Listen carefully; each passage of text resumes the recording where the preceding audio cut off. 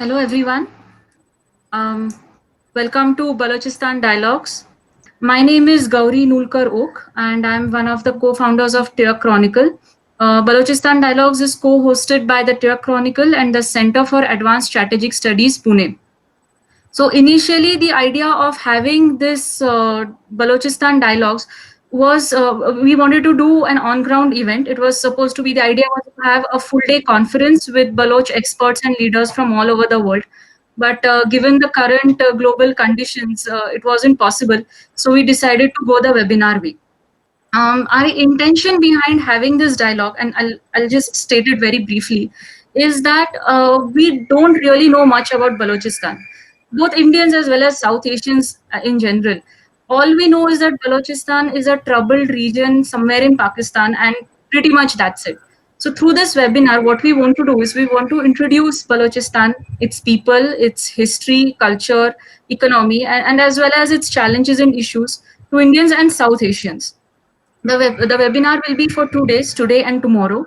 Today, we are going to feature two speakers. One of them is geopolitical analyst Mark Kindra, and the other is the very popular army veteran and TV anchor Major Gaurav Arya. And tomorrow, we are going to have a high profile panel discussion. It will be led and moderated by Major Gaurav Arya, and we'll have two panelists.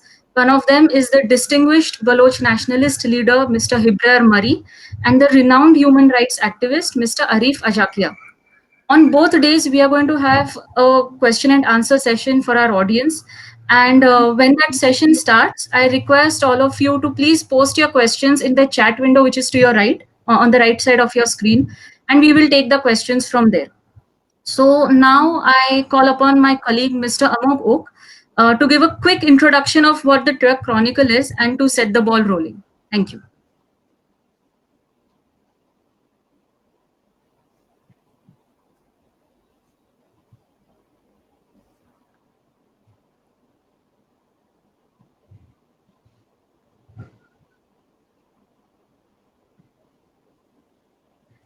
Amok, your mic is mute. Hello? Yes, Can now we you? can hear you. Yeah. Okay. Sorry for that. Right. So, thank you, Gauri. Thank you for reminding about the mic as well. I am delighted to be with all of you today. Legendary freedom fighter Lokmanya Bal Gangadhar Tilak was an inspiration to anyone who stood against oppression and subjugation. But he was primarily a fearless journalist who shook the imperialist British government with his editorials.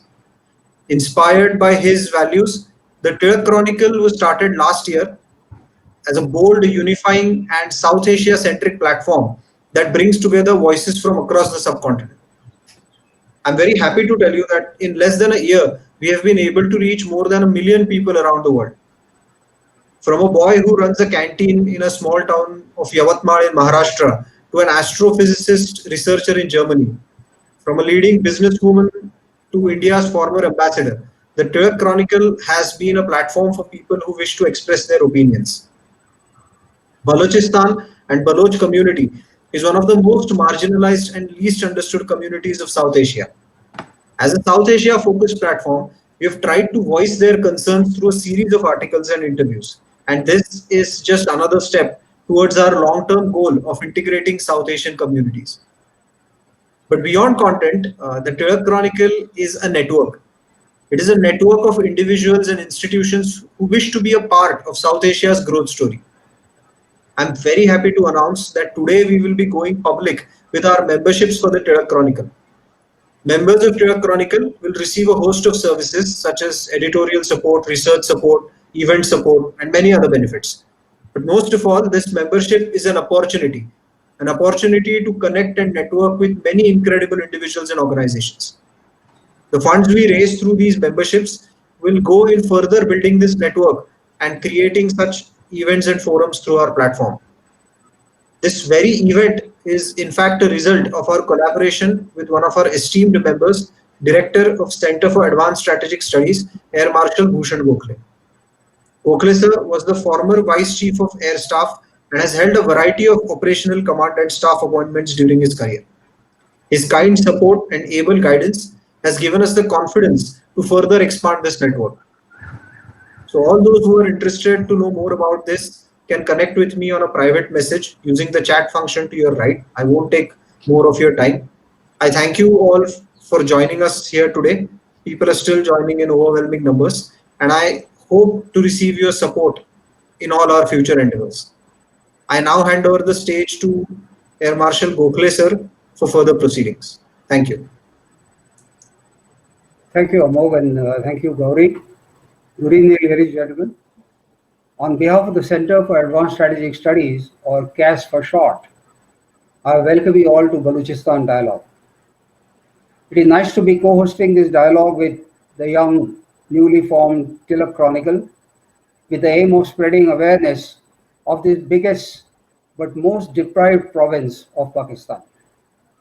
CAS, as you know, is one of the first think tanks outside New Delhi, formed in 1992, and we have veteran members from the armed forces as well as from Indian Administrative Service, Foreign Service, police, and many other walks of life, including educations and businesses. I must thank you, ladies and gentlemen, for the overwhelming response. Registration of over 1,100 people shows the interest this topic has generated. As mentioned by Gauri and Amog, we have arranged this webinar on 2 consecutive days, that is today and tomorrow, for 2 reasons. First is to cater for the shorter attention span in attending events on the net. And secondly, today we will basically get to know the background information on this subject from 2 experts, which will be followed by interview tomorrow of an exiled Baluch leader, as well as a Pakistani human rights activist who is also in exile.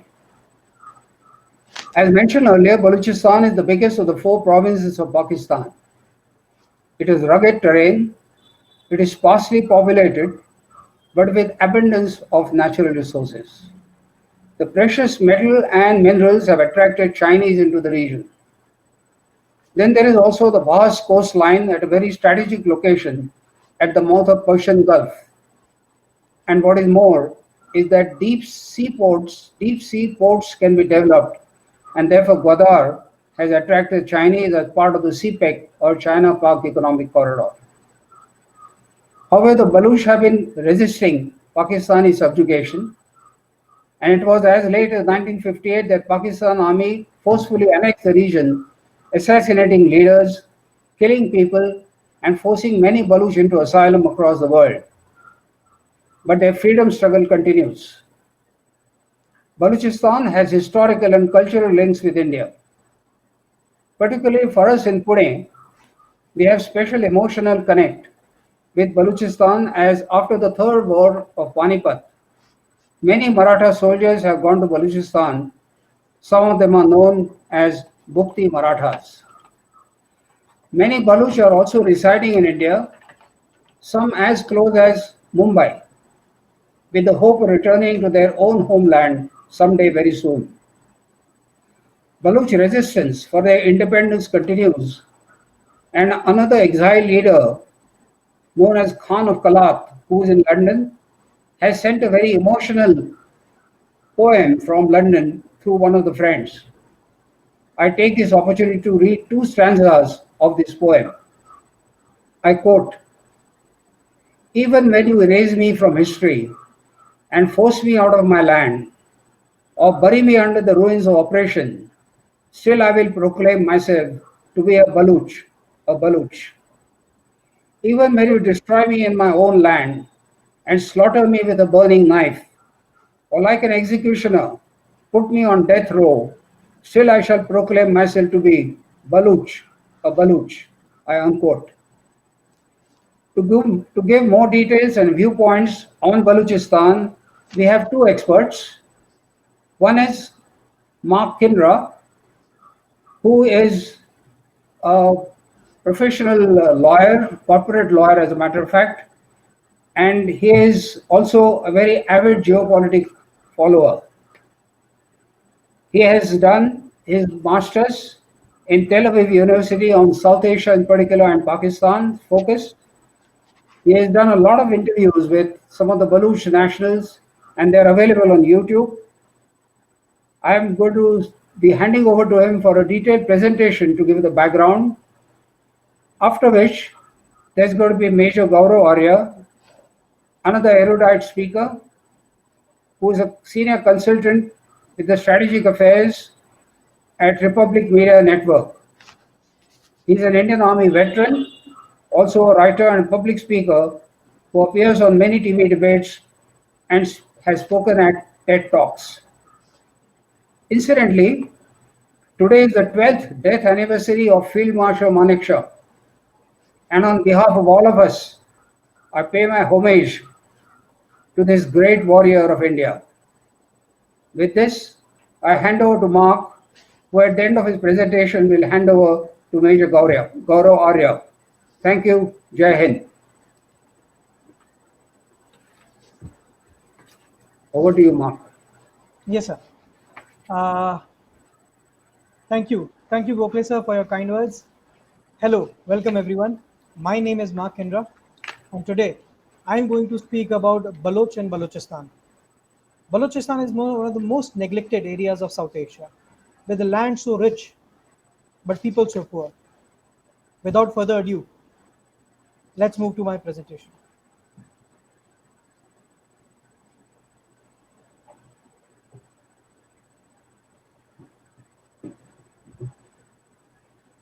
I hope my presentation is visible. Amog, Gauri, is it visible? It is visible. Right. Yes, Mark, it is visible. Right. So I'll start my presentation now. So when we talk about Balochistan, we also have to understand a bit about the history to make sure that we understand it rightly. So the origin of Baloch people goes back to a place known as Balashkan. So according to some sources, it is stated that Baloch lived somewhere near the area in between Turkey and current-day Azerbaijan, and from there onwards, they moved towards Iran and current-day Balochistan.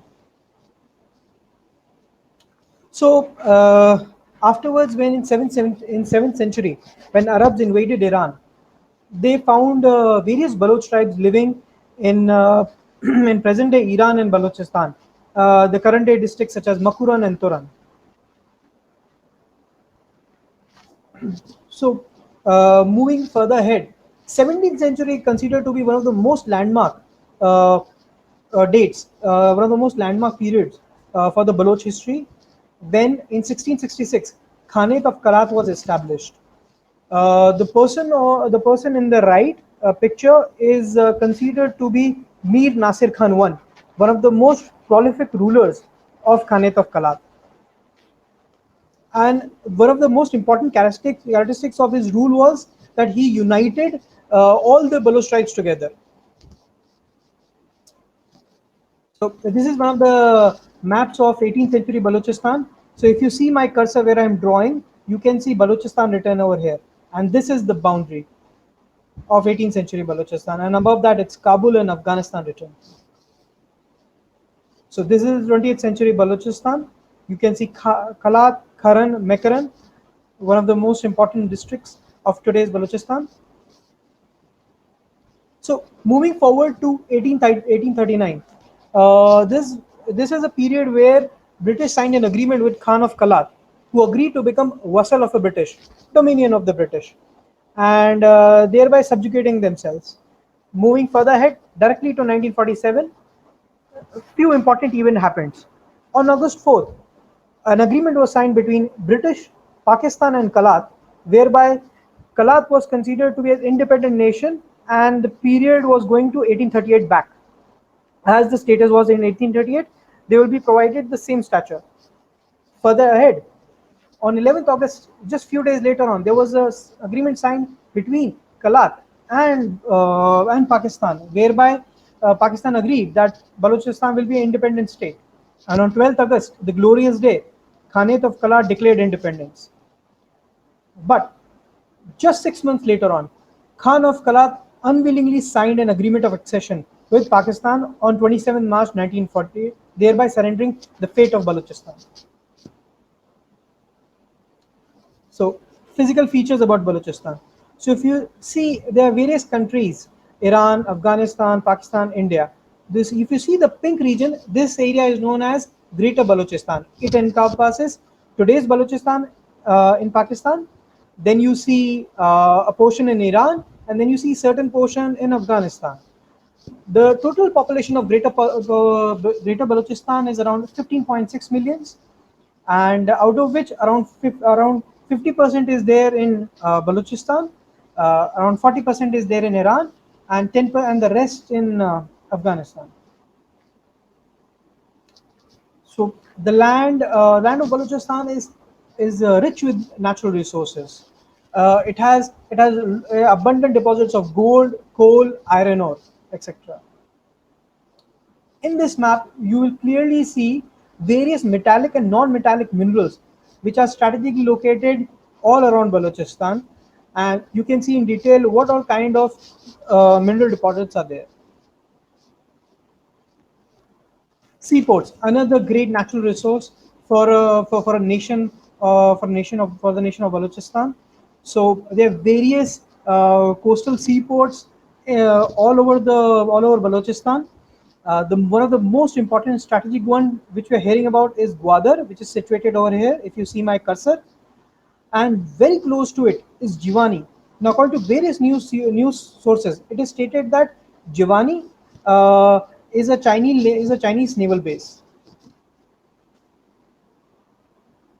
Tribes of Balochistan.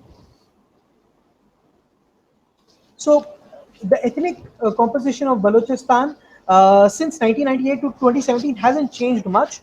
There are about 61% Baloch, Pashtun 33%, and others are about 4%, about 6%. Now, Baloch are basically the structure of Balochistan is divided into Baloch, Bravi, and Pashtun. So here you will see a structure of the society of Balochistan where you have tribes. Under that, there is a sub tribe, there is clan, there is family. So some of the important tribes, there are a lot of tribes in Balochistan, but some of the important tribes which are categorized under these three sections, Baloch, Brui, and Pashtun, are Mari, Bukti, Mengal, Zehri, Kakar, Achakzai, etc. Now, if you see the pictures which I've stated down below, on the extreme left is Hirber Mari. He is associated with Mari tribe. On the center is Brahmdak Bukti. He is associated with the Bukti tribe. And then is Akhtar Mengal. He's associated with the Mengal tribe. So other than these major groups, there are also a lot of minorities. As I stated earlier, it's a multi-ethnic nation. So the minorities which you can find in Balochistan are Zikris, Hindus, Christians, Sikhs, and Hazaras. Now among them, the Hindu, Christian, and Hazara minority have a political representation. Mukti Marathas. As stated by Gokhale sir, it's one of the fascinating chapters about Balochistan that not many people are aware. So if you see in this picture, it's a very famous painting, a very old painting about the third battle of Panipat. And if you see, the person on the horse is Ahmed Shabdali. Now, after the third battle of Panipat, a lot of Marathas were taken as POWs to Balochistan, and later on, during certain decades passed on, and they were encompassed in various tribes. One of the famous tribes that encompassed was that of the Bukti Marathas, and this is a picture where there is a setting of Bukti Marathas and they're discussing something. So one of the most prominent news which we got to know about Bukti Marathas was that in 2016 they held a support rally for Maratha reservation in India, which is very fascinating though. Then another important milestone thing which has happened is Nawab Akbar Bukti was one of the first persons who got Bukti Marathas out of slavery and brought them out of from a second class citizen to a equal national. Uh, okay, moving ahead. Society of Balochistan. Society of Balochistan is very similar to South Asian society, I will say, and you will find a lot of characteristics which are similar to that of India. So Baloch society is traditional, conservative, patriarchal, and the people identify themselves through their lineage to tribes. Uh, the person on the right is he's known as Chakar the Great or Chakar the Reen. He's one of the most prolific figures in history of Balochistan and very revered over there. Some of the custom traditions and sensitive issues. So as you can see here, the picture, a lot of people who are gathered together, and it is known as Diwan. So as the name stated, it is like a Baitak or a Panchayat, and it is very similar concept to that of Panchayat, where elders meet together and they discuss if they have any issue and even settle disputes. Next, Mayar.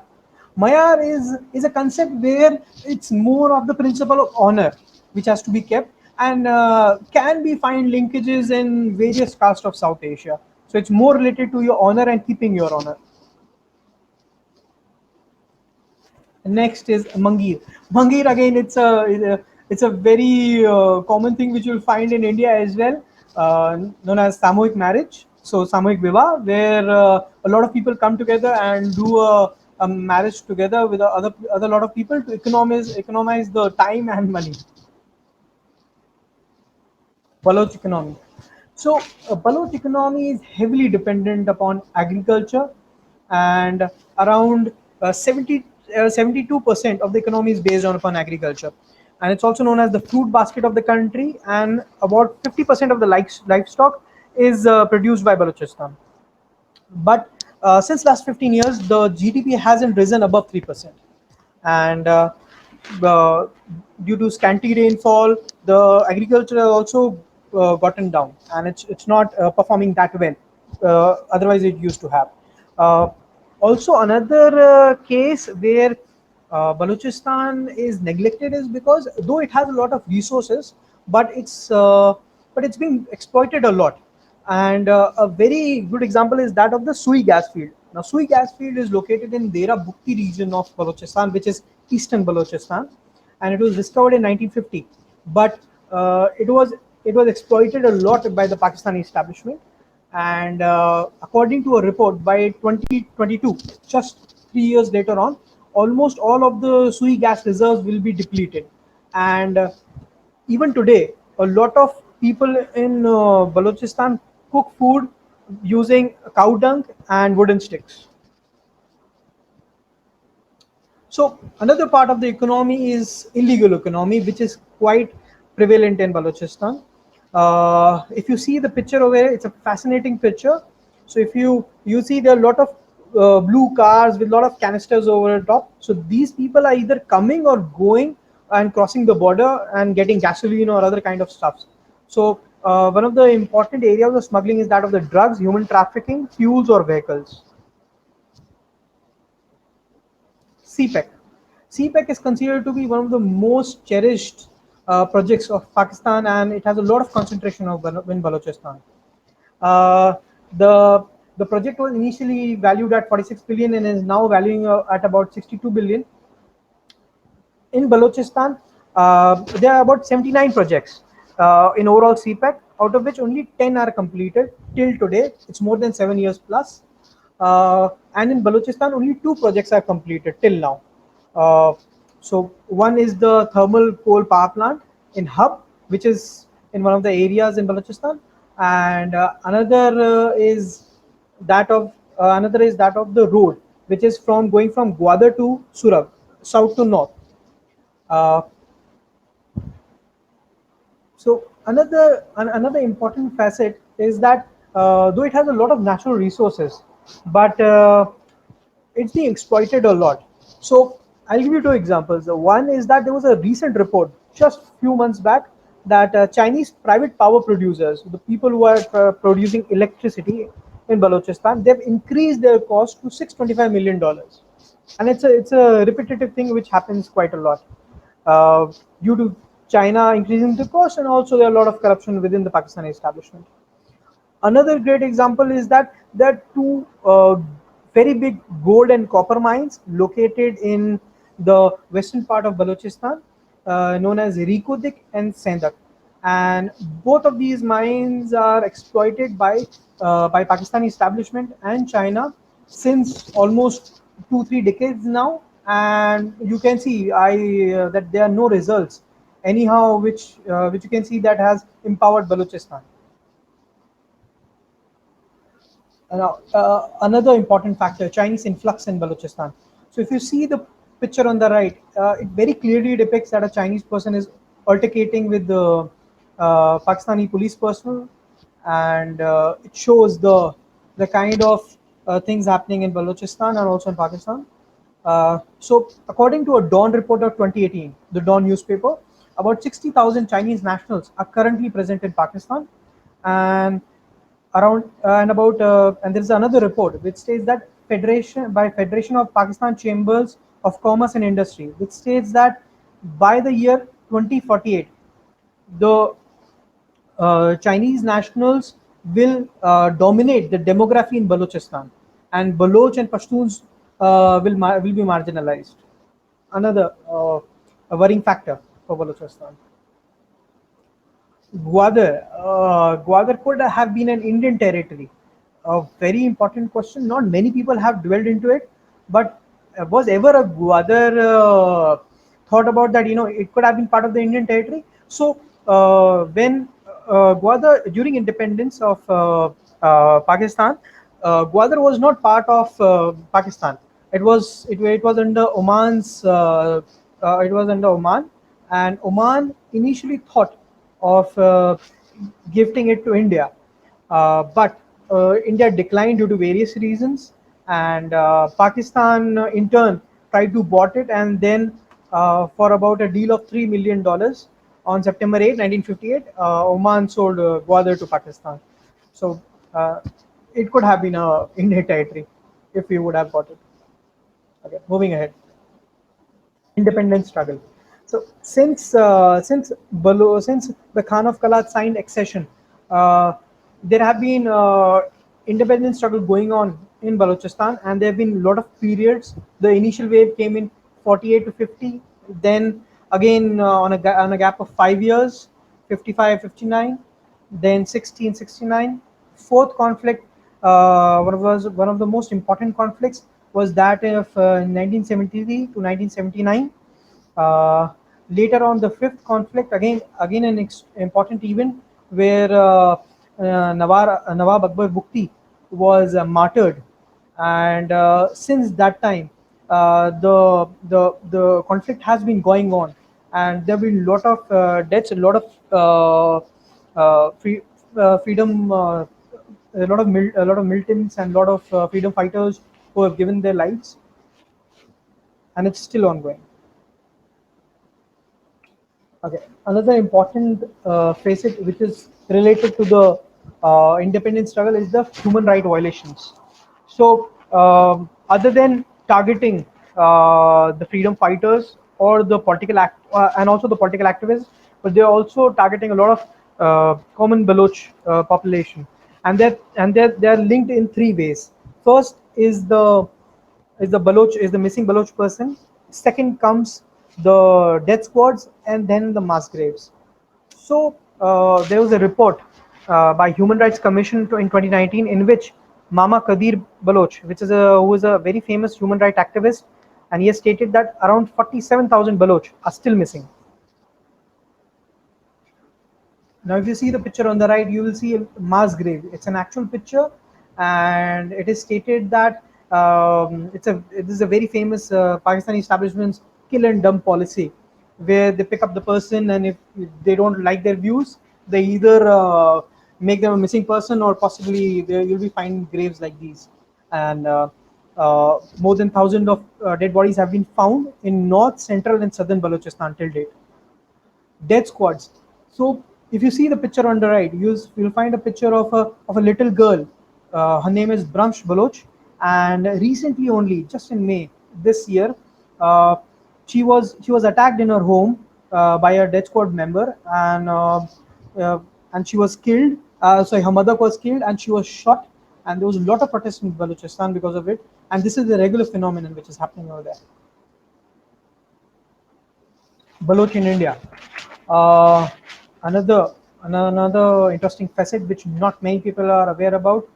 So there is a huge amount of Baloch community living in India since centuries. In the picture, you'll see Mama Kadir Baloch, the eminent human rights activist, and he's interacting with the Baloch community in Balochpur, Agra, which is in Uttar Pradesh, and he actually visited India during that time.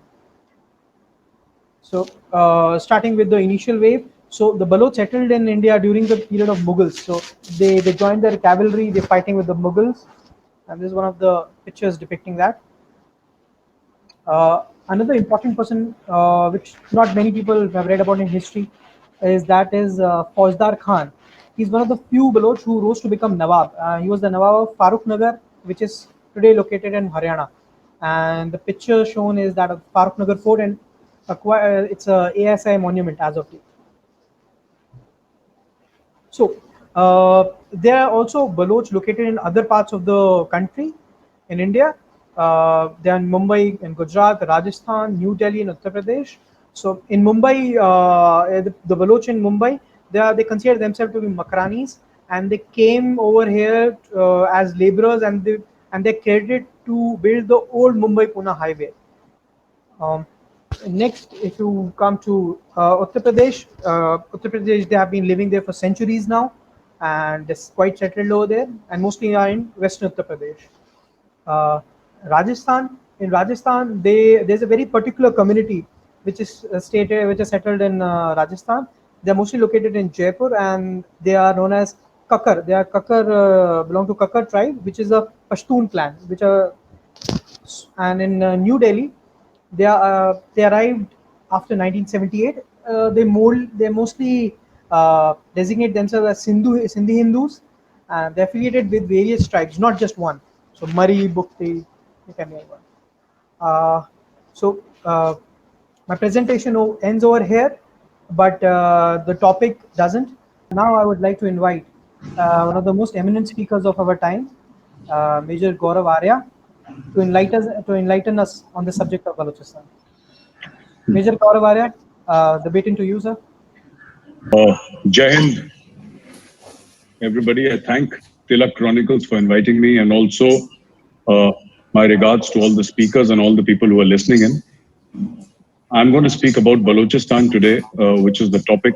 And before we start speaking on Balochistan, or I start speaking about it, we must understand a few things, that Balochistan is not what we traditionally understand Balochistan to be. It's a 10,000-year-old civilization that is called the Mehergarh civilization. The Baloch civilization is almost as old or even older than Mohenjo-daro or the Indus Valley civilization. So I think civilizationally speaking, it is not the Pakistanis that should be ruling over the Baloch. I think it is the Baloch who should be ruling over the Pakistanis, first of all. Secondly, the Khan of Kalat was tricked into signing an agreement. There was treachery involved by Muhammad Ali Jinnah, there was treachery involved by the Pakistani state, and the Khan of Kalat was forced to sign an agreement by sheer trickery. And that is how Pakistan occupied Balochistan. It has been a free country before Pakistan came into existence, and it must be a free country again. Now, all of us know about the human rights violations that are happening in Balochistan. We talk about mass disappearances. We talk about torture cells. Pakistani army trained death squads, which kill people just so that, fear can be instilled in the people. People also know about how young men from villages in which a so-called quote-unquote an informer is found out, how these people take them on a helicopter and throw them while they are still alive. They throw them from 2, 3, 4, 5,000 feet to their deaths just to pass a message. Women are routinely raped, children are killed, and air explosives have been used to neutralize entire villages, kill innocent people in Balochistan. People have been protesting outside the Quetta Press Club for so many years with a photograph of their near and dear ones.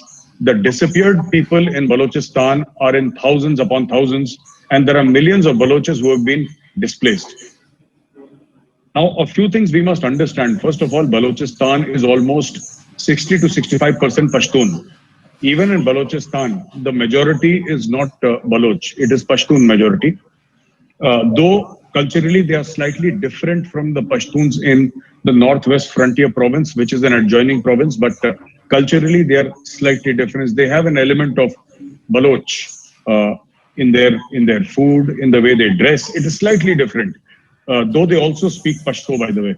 Most of the Pashtuns in Balochistan speak Pashto.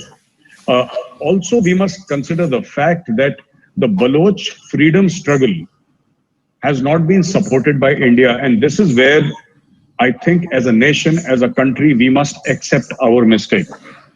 Today, I'm very happy that we are at least talking about Balochistan. Prime Minister Modi made a speech on the forts of the ramparts of the Red Fort, a few years back, and said that, you know, the Baloch people are calling him, etc. It was a great message. But I feel that we need to do more. We need to actually help the Baloch people. And I have been a very strong advocate of helping the Baloch people. And there are 2-3 ways we can do it. First of all, like we created a Tibetan government in exile in the 50s for the Tibetans who were massacred and rendered homeless by the Chinese atrocities, we must do a similar thing in Delhi. We must have a Balochistan government in exile in New Delhi. It's very important that we recognize that Balochistan independence is legal and their freedom struggle is moral and ethical.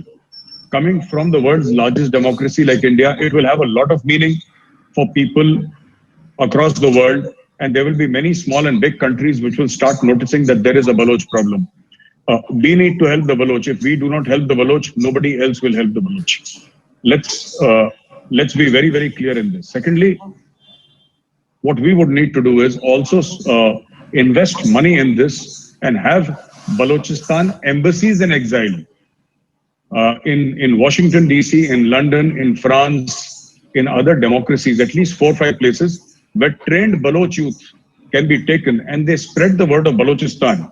We should send trained Baloch youth to Harvard, Cambridge, and other Ivy League universities in the US, and including Massachusetts Institute of Technology, etc., and also send trained Baloch youth to Oxford and King's College London and London School of Economics and other places, so they can tell these students, because among these students only will be tomorrow's leaders of the Western world. You see, whether it's France, whether it's Italy, the leaders of the Western world will come from countries like New Zealand, Australia, they will come from America, they will come from UK, they will come from Europe, other places. So we must have a very clear-cut this thing that we want to encourage the Baloch youth. The Baloch youth should be able to tell their stories, and it is incumbent, it is our responsibility that the government of India and our organizations must provide them with that platform. We have not been doing it, and very sadly, we are the ones who are at fault. You know, what can the Baloch do? They are already fighting against Pakistan. They are giving up their lives. So the Baloch are already doing more than they can do. It is we who are lagging behind, and we need to support the Baloch freedom struggle. A political recognition of the Baloch freedom struggle is the first criteria, that politically we realize that Balochistan and we accept that Balochistan is a freedom struggle. You know, Pakistanis often quote the United Nations Kashmir resolution of 48 and say that it is a legal struggle. In this case, I would like to say that definitely a UN stamp matters, but it is also all in the mind. You see, when has China respected the United Nations? When has America respected the United Nations? No strong power in the world respects the United Nations. People do exactly what they feel like. The problem with India, traditionally for the past 72 years, since we have gained independence, is that we do not want the first prize. We want the good boy prize. We don't want to come first anywhere. We want other people to call us good. That, oh, the Indians have such an old civilization. The Indians are such a nice people. You know, they are peace-loving. They believe in ahimsa. They believe in yoga. They believe in all these things. You see, people have been seeing Mahatma Gandhi as the face of India for a very long time. It is time to show them the face of Chhatrapati Shivaji Maharaj. You know, we are showing the people wrong face always. Mahatma Gandhi, Mahatma Gandhi. We all respect Mahatma Gandhi. There is no doubt. But we also have Chhatrapati Shivaji. We also have Bhagat Singh. We also have so many warriors who have given their life for this country, and we have not projected them because somewhere we were told that we are a very peace-loving people. And then people started confusing our peacefulness with being harmless. They thought that India is not peaceful, India is harmless. India cannot do us any harm. Balochistan is also strategically important to India, not just as a counterweight to Kashmir. I'm not even talking about that. I'm saying it is important because You cannot trust Iran. Today, you are spending billions of dollars in building the Chabahar port in Iran.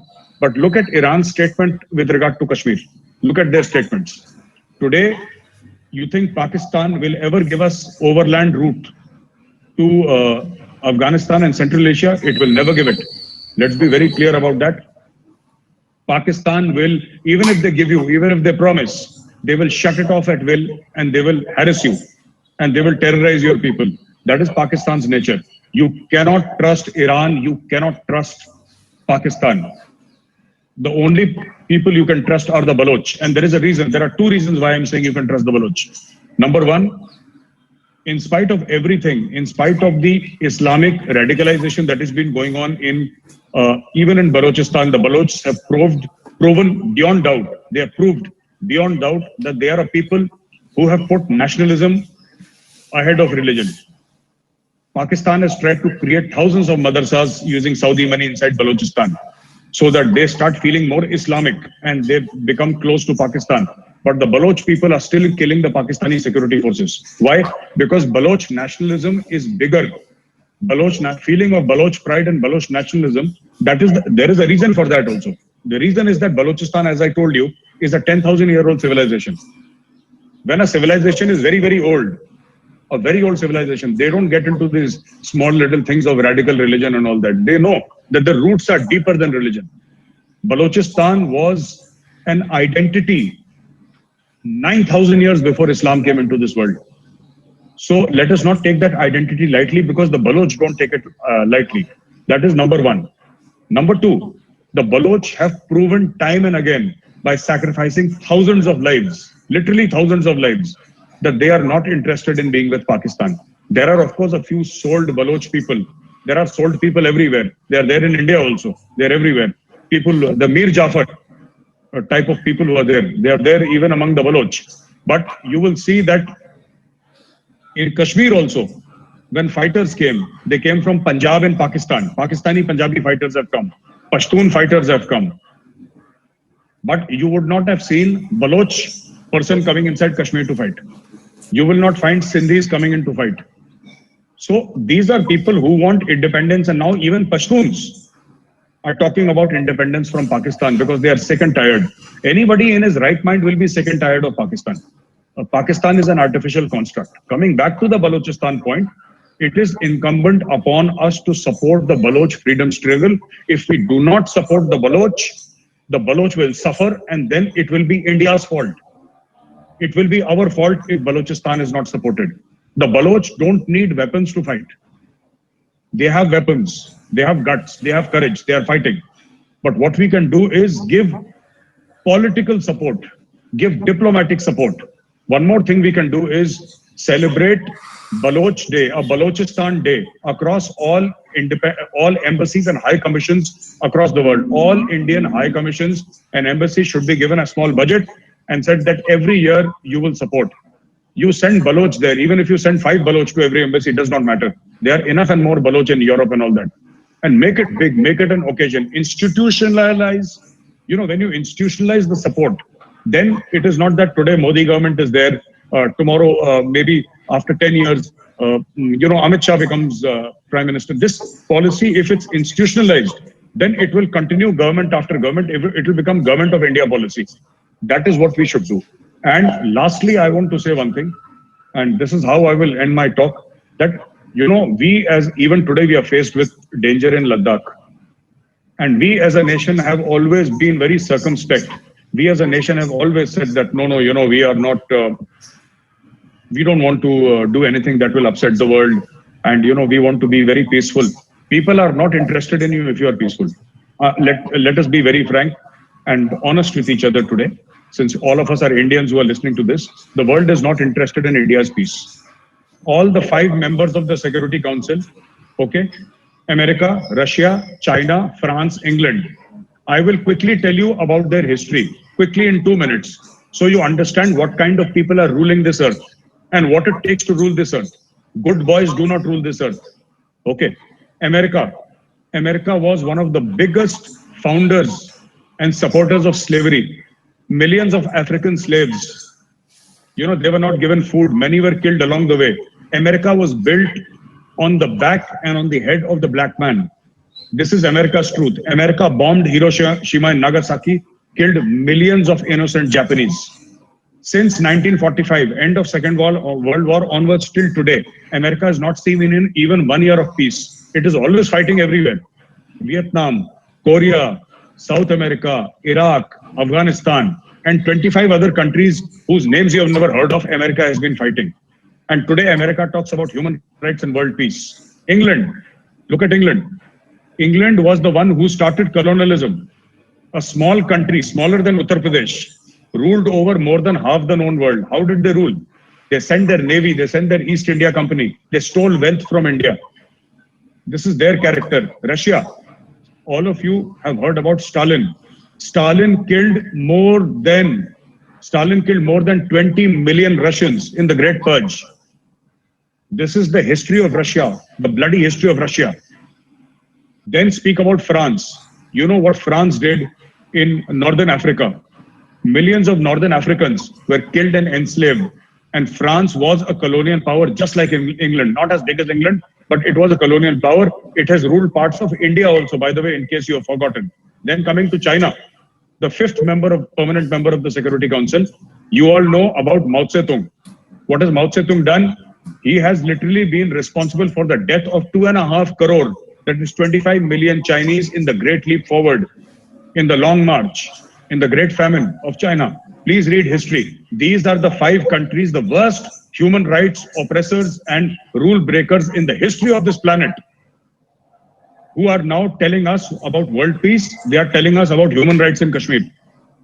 So if anybody thinks that by being the good boy, you can actually win over the world, that bus has left the bus stand, that train has left the railway station, or that ship has sailed from the harbor. Forget about it.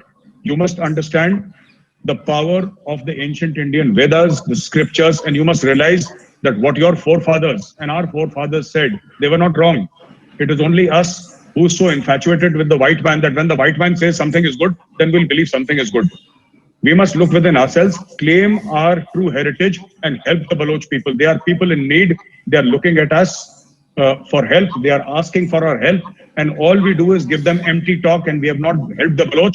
We must help the Baloch with money, with diplomacy, and with political support. Jai Hind.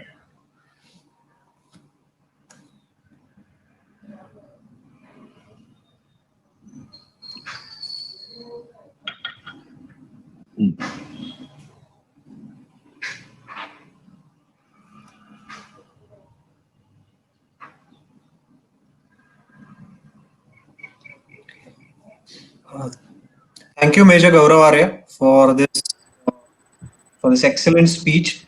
Now we'll begin with question answer sessions. We already have a lot of questions with us, so I'll ask the question and then patch you through for our program here again. So the first question is from Mr. Sundar Raghavan. It is to Major Gaurav Arya. He is asking, how will Indo-Pak relations be if we help Balochistan?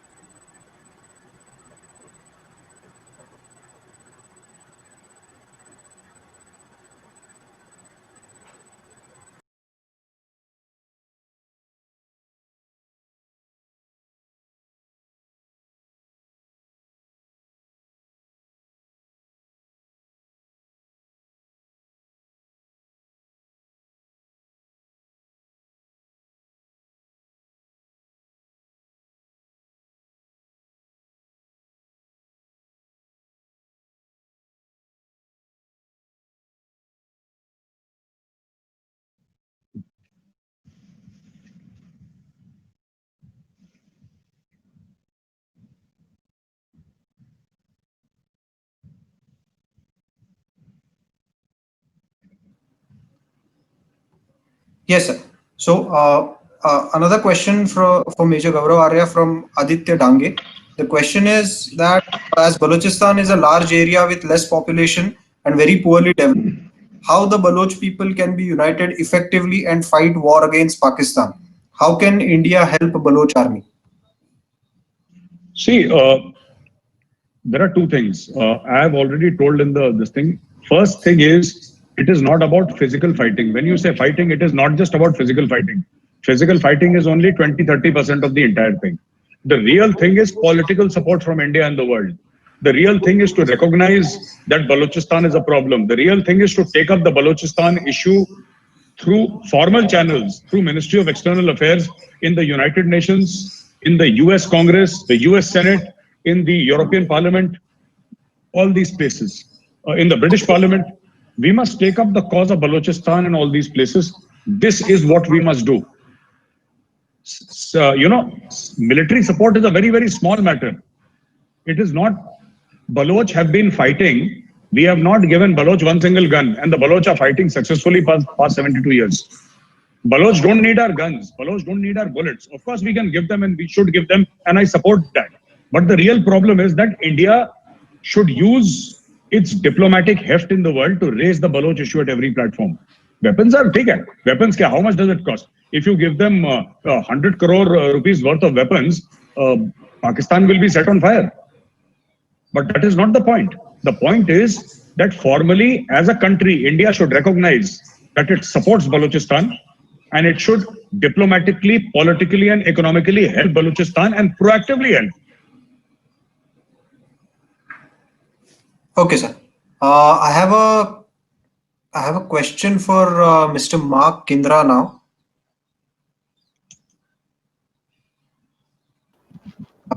Mark, can you hear us? Yes, I can hear you. Yes. This question is from Ms. Vedavati Chiplonker. She's asking, is it politically possible to leverage the problems in favor of India? Yes, it is. It is very much possible, and considering the current scenario, and even if you look into the past scenario as well, it's very much possible. As Major Gaurav Arya said, politically is more important that we should support them. We should, like these seminars, taking their opinions, going to various world leaders, engaging them. That is where, if we do that, and if we are successful, then I think it's going to be really the boon for Baloch freedom struggle. Right. Right. So my next question is again for, it's actually for both of you. So I think first Major Gaurav Arya will respond, then Mark, you can respond as well. The question is from Abhishek Mehta. He's asking, why does India not grant asylum to the people of Balochistan? Recently, Baramdag Bukti's application was put on hold. So why does India not go ahead and grant these applications? Okay, there are two reasons. One of them is the true reason, one of them is the real reason, and one of it is the reason that we give. Now, the reason that we give is there will be complication in diplomatic ties. The world will look at us differently. India is a mature country. India is an emerging superpower. This is the lie that we tell to ourselves. ये झूठ है जो हम एक दूसरे से बोलते हैं. The truth is different. The truth is that we are scared of the world. We are always tentative. Has even a small country like Pakistan, which is a worthless piece of land, grey-listed by the FATF, a nuclear proliferator, a terrorist country, even that country does not think twice. Forget about superpowers like America. It is only when Sri Lanka had to wipe out the LTT, they wiped out the LTT. The issue in India is that we have too many thinkers and not enough doers in India.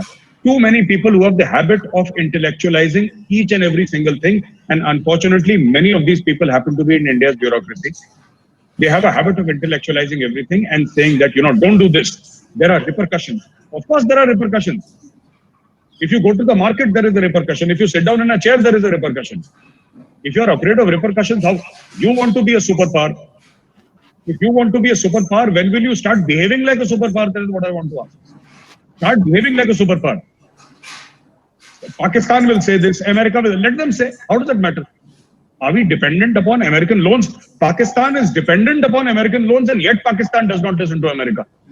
And here we are, a $3 trillion economy, going to be a $5 trillion economy, second fastest or third fastest growing economy in the world. And yet every time, there are 50 questions in our mind whenever we try to do something. Please don't bat like Rahul Dravid. Start batting like Virender Sehwag. Right, sir.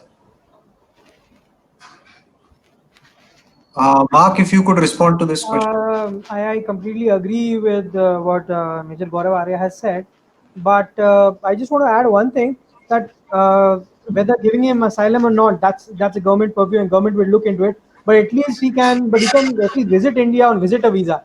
If that at least starts, I think that will be a more positive step. That first he comes here, attends, meet people. I think that is the first step we should do. Granting asylum is a way far, I think. That's government program, right? Right.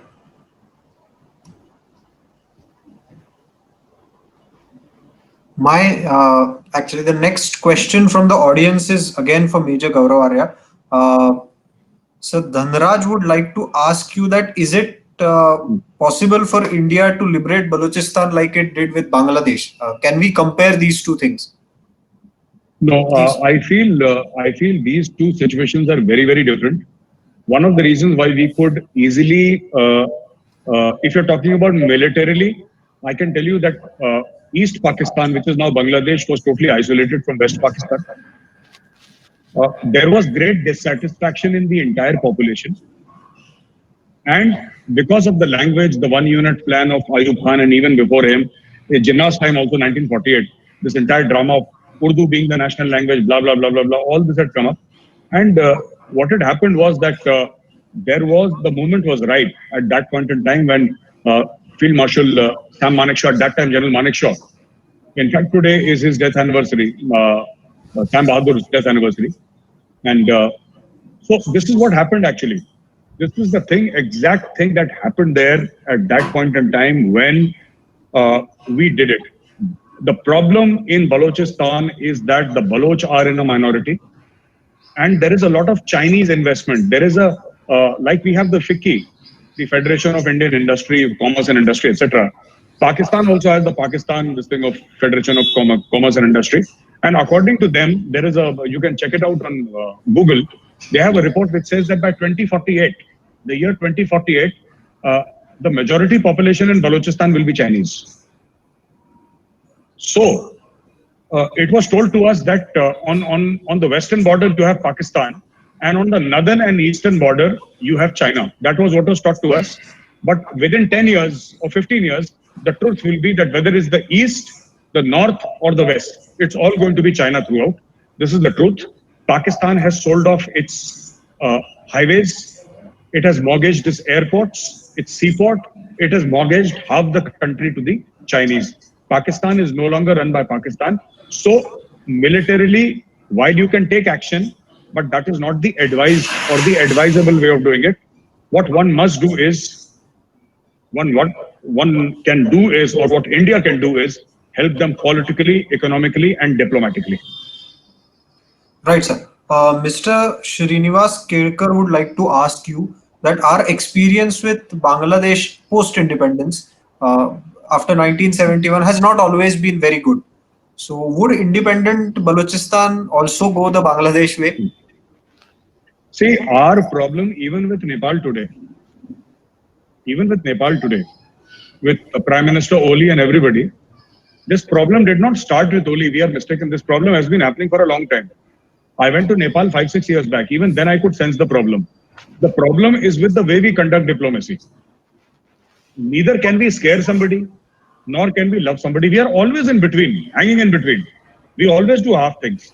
You see, please understand, the Bengalis, whether they are Hindus or Muslims, Bengali language is almost 1,500 years, 1,500 years old. The Bengali culture is 1,500 years old. You have to, it is not like the Urdu language, which started 500-600 years back. That is the reason why, that is one of the main reasons why it became Bangladesh, because of the language. So this entire thing about not giving attention, and Bangladeshis have a very inflated sense of their own importance. You know, now I think Nazrul Islam is one of their poets, and then their national anthem is written by Rabindranath Tagore, etc. So a highly cultured people, you see, you need to be able to deal with them, deal with Nepal, deal with other countries. If you don't deal with them like this, of course, we have had foreign policy issues. We think compromise is a foreign policy. Compromise is not a foreign policy. China has a very successful foreign policy. Has China ever compromised anywhere? Neither we want to spend money. Neither we want to frighten somebody. See, either you have the gun or you have the checkbook. I mean, if you don't have anything, how are you going to influence somebody in today's date and time? Always never treat a country like a younger brother. Never treat a country like a younger brother, especially countries like Nepal and Bangladesh. Treat them like equal brothers. You will not have a problem. And monitor all these things. This Chinese presence did not happen. They took away a few villages in Nepal. You must have heard. You know, this did not happen overnight. We think achanak se ho gaya, Oli became the prime minister and Chinese got active. No, this has been happening for 20 years now. We were sleeping for 20 years and we are still sleeping. Right. If you mismanage Balochistan, tomorrow Balochistan is not free, you will again have the same problem, because everybody has its pride. But pride,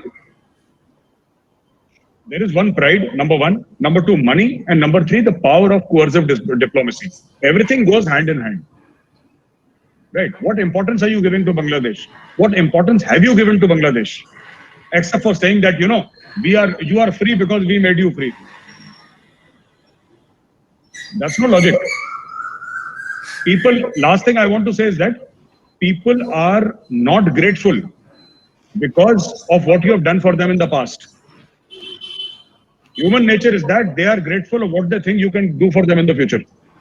Gratitude is future looking, it's not past looking. We must be very clear on that issue. Right, sir. There's one more question for you from Ilgin Altnik. He asks, to what extent could the Chinese deliver their systemic control methods practiced in China to the Pakistani government for Balochistan? The way they control their own citizens, can they transfer these methods to Pakistan for controlling Balochis? Pakistan has been doing it for a long time. It is just that China is very smart. China has got these very sophisticated plans of doing it, not just in Tibet, but with Uyghur Muslims also, in that East Turkmenistan area. So China has a very sophisticated state apparatus. Pakistanis are more primitive, if I can use that word, in doing it. So Pakistani army will start bombing villages, shelling villages. They do this medieval stuff a lot, because they're obviously Pakistan's heroes are Gauri and Ghaznavi. You know, they've named their missile after Gauri and Ghaznavi and Babur. So Pakistan's mindset is like Ghaznavi and Gauri. They behave like that only. Chinese are a little more sophisticated, but Chinese are far more cruel than the Pakistanis can ever be. The simple point is this, that Pakistan is already doing this. It has been oppressing Baloch people for a very long time. Disappearances, mass graves, killings, disappearances of children, rape of women as a tool of authority. This is standard practice in Balochistan. It happens every single day in Balochistan. Right. So just a addition to that question that had been asked to you before. There are a lot of Balochis who are also attending this session, because Yes. they had heard about this session, and there are a lot of them. So is there anything you would like to tell them from our end here? I would just like to tell the Balochis that I think the biggest problem, and if my Balochi brothers and sisters are listening, I just want to tell you one thing. Pakistanis will always rule over you unless you get rid of this key. I am Mangal, I am Bukti, I am Mari. Please get rid of all this. This intertribal rivalry, you will never succeed against Balochistan. Balochistan is one country. Make yourselves united, make yourselves proud. And I hope that the Indian government formally supports the creation of Balochistan as a free country. But please, I have many Baloch friends. My only problem is too much of infighting with the Baloch. Too much of infighting. और मंगल को भुक्ति पसंद नहीं है, भुक्ति को मरी पसंद नहीं है किसी को. Don't do this, please. You please be united, and I hope I can only pray as a citizen of India that India supports you financially, diplomatically, and economically. Military is a small part of it. That is separate case altogether. Not to be discussed on an open platform, but yes, we should support Balochistan. They are our brothers. We must support our Baloch brothers. Okay, sir. Okay, thank you. Right. Now I hand over it to Gauri. Of course, there are a lot of questions, around 100 questions being asked, but it's to have all the questions in one go. We've tried to accommodate as much as possible. But now I would ask Gauri to inform all of us about tomorrow's session once again and conclude this session. Yes, definitely. So, yeah, as Amok said, we have a lot of questions here. I hope we have tried to address as many as possible. So, tomorrow's session, I'll just tell you all very quickly. We have the high profile panel discussion tomorrow. It will be led and moderated by Major Gaurav Arya again. And we have two panelists. One of them is the distinguished Baloch nationalist leader, Mr. Hibre Armari. And the second panelist is the renowned human rights activist, Mr. Arif Ajakia. Tomorrow also, we will be discussing all of these issues plus a lot more. And we hope you all would be there. You can use the same link which you used today. So by the same link, you can sign in tomorrow at the same time at 4 o'clock. And I hope you all had a good time. Please do send us your feedback. And we hope to see you there tomorrow. Thank you, everyone. Thank you, all the speakers. Thank you, Mark. Thank you, Major Gaurav Arya, for the amazing presentations and the great things which you have told us here. And yeah, I hope to see you all tomorrow.